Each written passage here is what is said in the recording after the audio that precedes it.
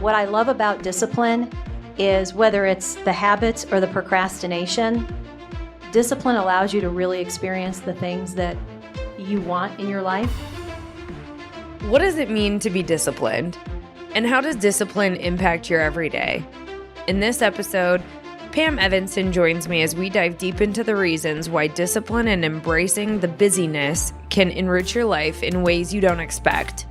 Creating new habits and routines is hard, but changing your mindset and choosing how you frame discipline can add more happiness and productivity to your life in and outside of the workplace. Let's get into the discussion.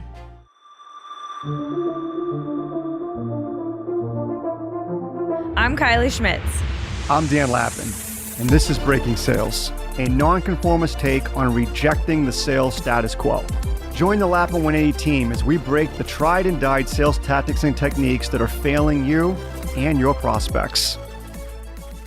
Pam's been on the road for, weeks now. And one of the things about Pam, and if you know her, you know this is true. She's shaking her head at me right now. It's not true. But Pam is extremely disciplined. Given the nature of our job at Lappin 180 as coaches who go visit our clients, it requires a very high level of discipline in order to sustainably be able to do this over the long term. So I knew there was nobody else we could have on this podcast to talk about discipline other than Pam Evanson. Well, that's very sweet, but I don't know that I'd say extremely disciplined. It's a challenge every day. Well, let's dig into it, Pam. When you think about discipline, what is it? What comes to mind? So for me, it does come down to two fundamental things. Discipline allows me to build new habits, and that's extremely important to me, especially based on what you just said about me being able to do my job at a very high level over time. And then number two, I utilize discipline to avoid procrastination. And I know myself, I will procrastinate. And probably I would tell you the discipline has helped that more than anything else. It's prevented that procrastination that I've for years have played into as a strength of mine, which I just look back on now. And it's a very silly story that I would tell myself. What was the silly story? That I'm good at the last minute. I'm good when I'm up against a really tight deadline. And it was all because I just lack the discipline needed to be able to do the task without it, coming down to a last minute gut punch because I was underneath a pretty tight timeline. When you don't procrastinate, how does it feel? I feel a lot more prepared. I feel a lot less stressed. I feel like I owe the people I work with and around day in and day out, I owe them not procrastinating as part of my job. My role and responsibility is to buck procrastination. And I can feel it within myself, my health, my sleep, all these things, again, back to the building habits too, really help me to avoid the procrastination. I have had my own journey with procrastination. And like you, told myself a lot of the same things. One of the things a few things that I think causes procrastination is, one, you're trying to accomplish a task that you don't know how to do, so we put it off. Two, it could be a task we don't want to do, don't enjoy doing, so we put it off. When you think about the things that you were procrastinating in the past, Pam, what do you think some of the reasons why were? So I think for me, procrastination exists because when I've put that time aside, for me, it's more, I just don't feel like doing this right now. And I don't know why. It's so silly, but I do. That's the story I say to myself. I don't feel like it. I know I said I was supposed to be doing my stewardship reports right now, and I put time aside to do those things right now. I don't feel like it. And so for me, it's more I don't care that you don't feel like it. This is the time that you set aside for it, and buck up. It's time to get the reports done. So I have these little arguments in my head with myself, which is why it really comes back to that discipline. And the better I became at, quote, forcing myself, 4 to 5 o'clock, this is what you're doing, no questions asked, the better and the easier it was when, the next week, 4 to 5 o'clock comes around, it wasn't as difficult to engage. So I will tell you, it does get easier, but you've got to stay the course when it comes to discipline. And I find that too, that if I commit to a certain task over a certain amount of time, the minute I stop doing that task, here comes the discipline moving outside again. So I think it's important that the discipline piece is there in all kinds of aspects at least when it comes to my time management. It's really important.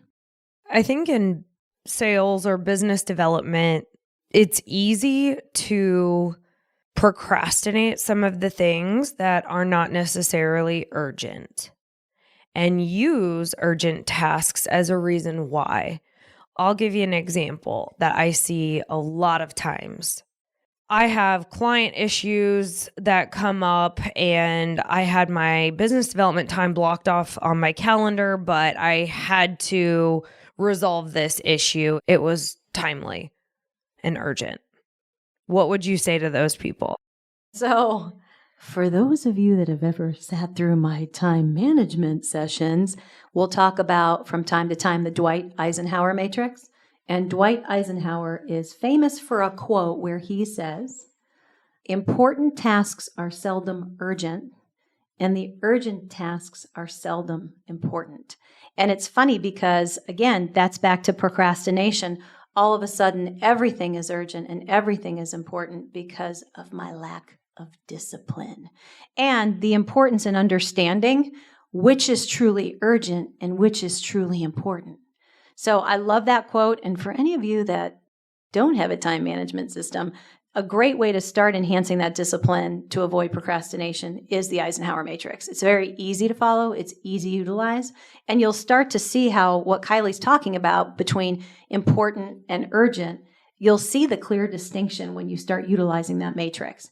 And it's a great kind of beginners in the baby pool to discipline.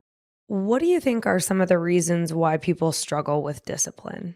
I want to do more research on this. I'm sure there is a lot to this, but willpower. And willpower, they say, is the only thing that separates us from animals. And it's the ability to resist temptation, and it's the ability to retain impulses.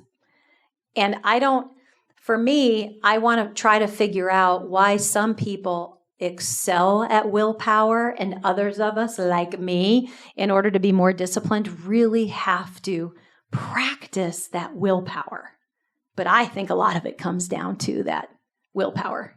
Maybe a topic for another podcast episode, since you've got me intrigued now. I think for me, I'll share a quick story because in my mind, when I first came to Lap in 180 and Pam introduced this evil concept of discipline to me, in my mind, it equated to routines. And also in my mind, routines were boring. It's doing the same thing over and over. And for somebody that likes variety, it was boring to me. It was definitely a mental hurdle that I had to get past in order to embrace discipline. And I think another component of discipline is accountability. I think accountability is what reinforces that willpower.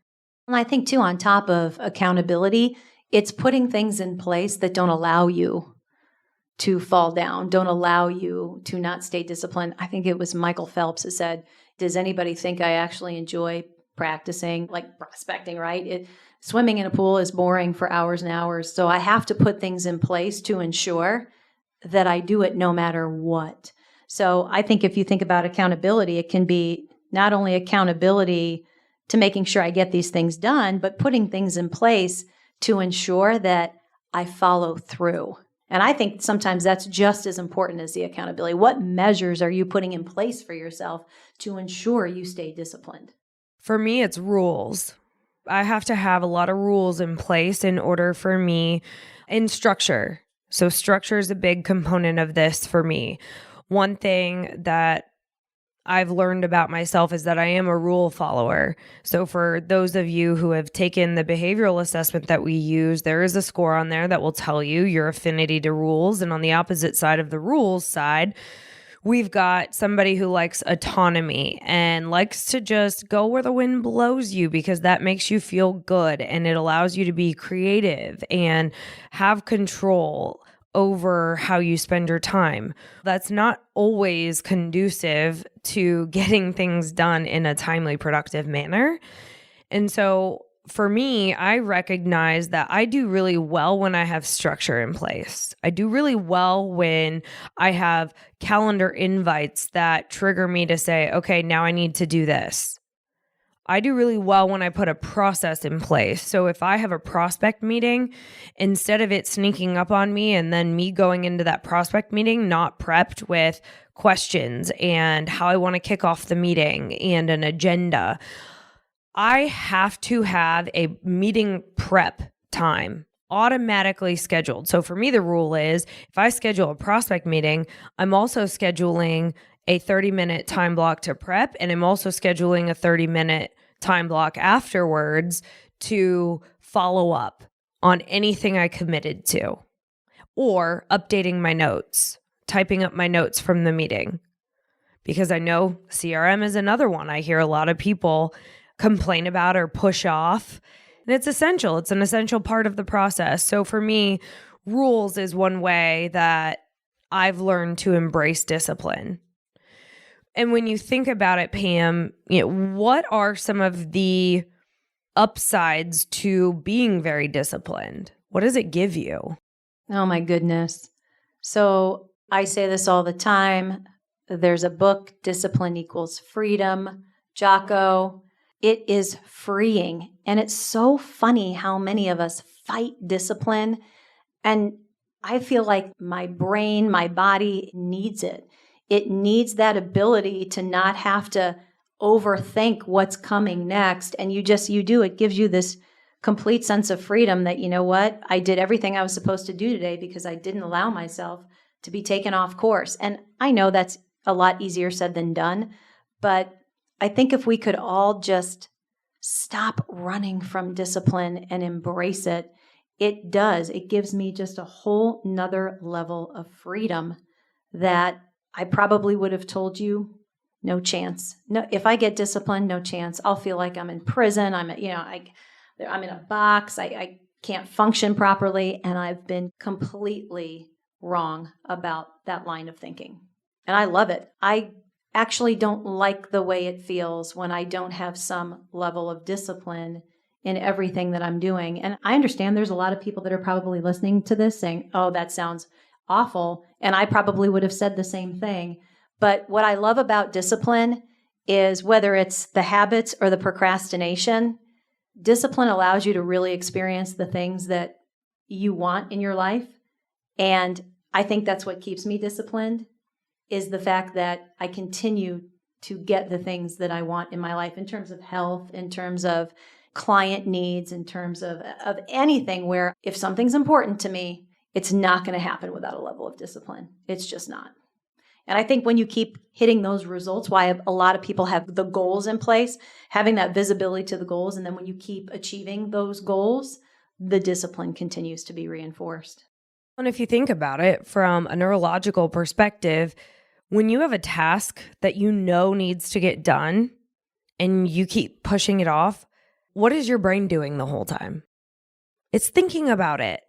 And every time you think about that thing that you didn't get done or that you need to do, it drives anxiety and it drives cortisol, which is putting stress into your body.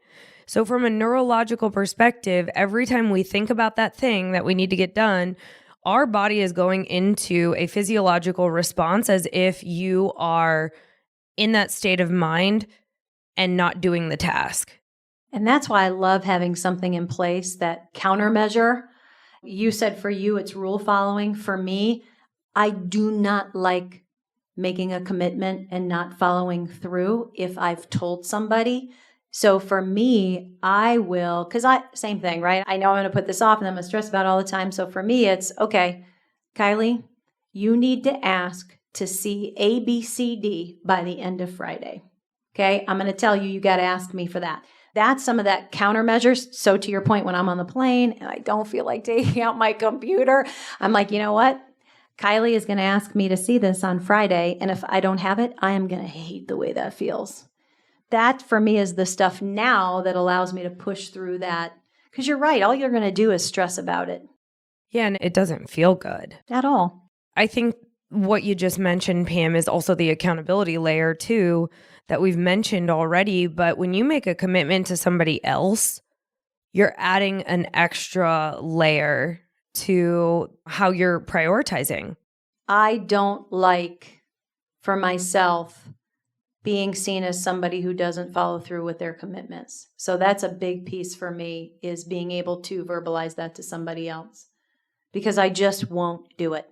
Deadlines. I look at it as a rule. In my mind, deadlines are a rule. You've got to get it done by this time.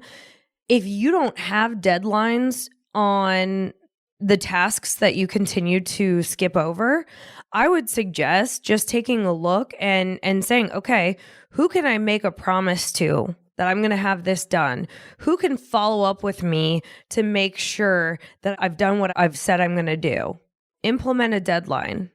Deadlines definitely work for rule followers. Absolutely. Of the people that you work with, Pam, what are some of the consequences that you observe with the folks who lack discipline? I think probably one of the biggest consequences is the peaks and valleys. And boy, oh boy, who likes peaks and valleys? So, what do you mean by the peaks and valleys? Oh my gosh. These have been we ride the highs of this has been the best 2 months, whether it's I worked out every day and I did really well, or I did my prospecting every day. I made my phone calls. I had my event. And then the next month, and then I got to find the energy to do it all over again. And then the next month, right? Take this cycle as you will, monthly, quarterly, weekly.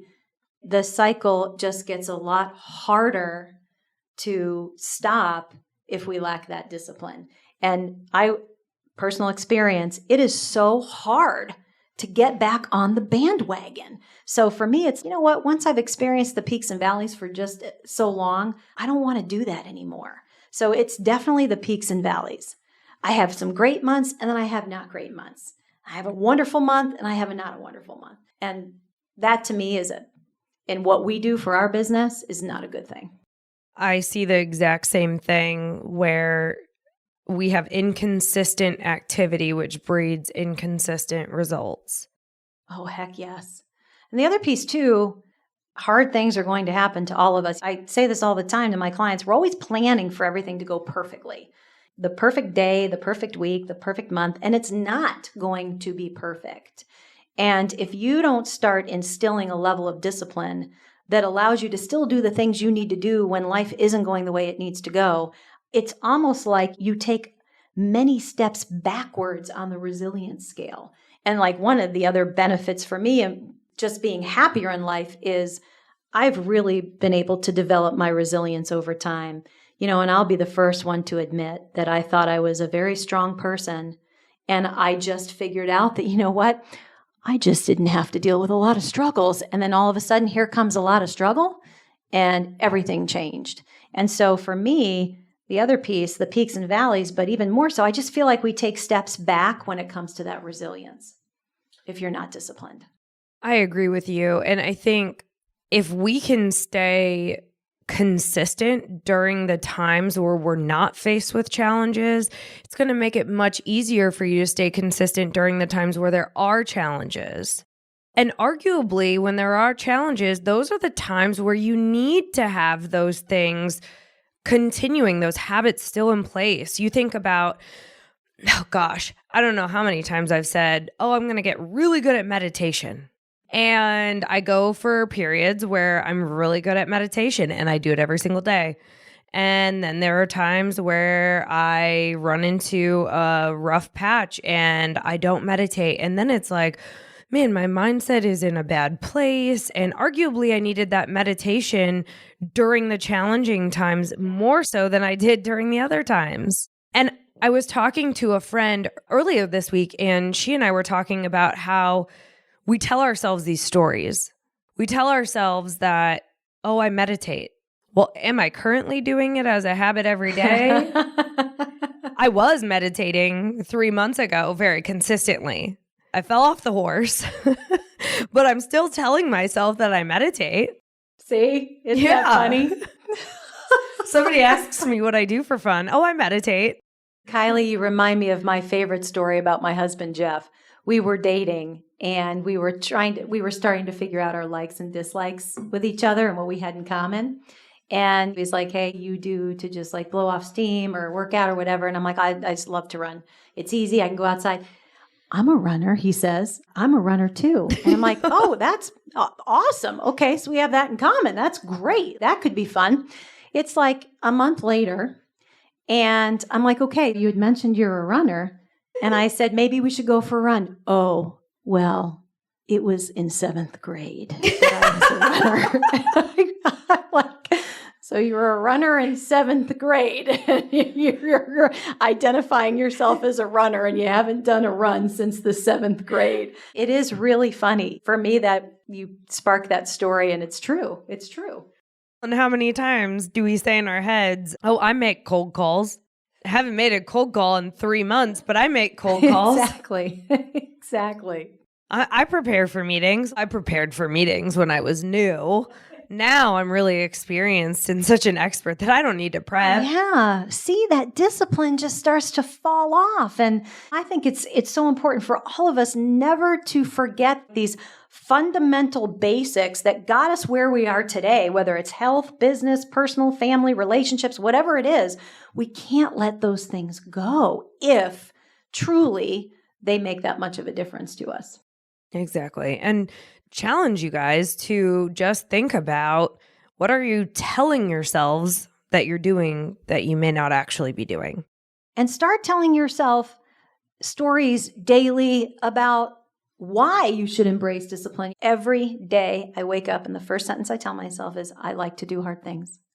I like to do hard things. And you know, Kiley, I shared that with you a few months ago. That is going to be something now that's part of my routine when I get up in the morning. I tell myself, I like to do hard things.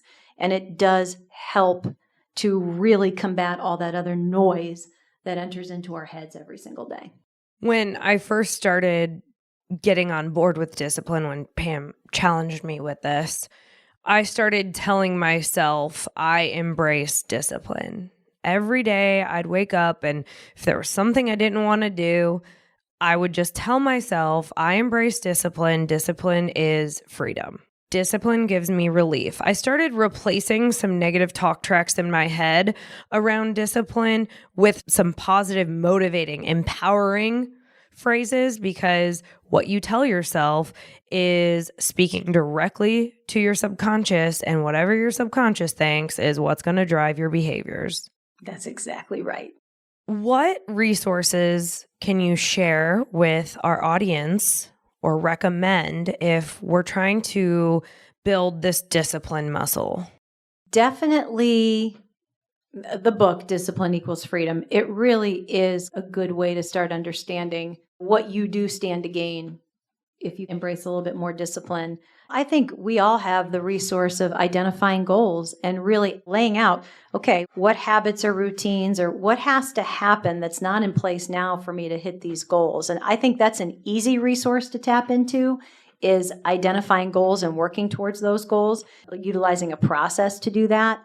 One of the things Jeff and I try to do every year, we sit down, we do this on our anniversary because it's on January 2nd, so it's an appropriate time. We write down what are the habits that no longer serve us where we are in our life today, and start figuring out how we're going to eliminate those habits. And then what are the habits that we want to create this year that align more with who we want to be as people? And I love that exercise. And I think that's something too that all of us could do every single year. Of course you do. I do. I like that too. What is one key takeaway that you can give to our audience, or one action item that you can challenge them with?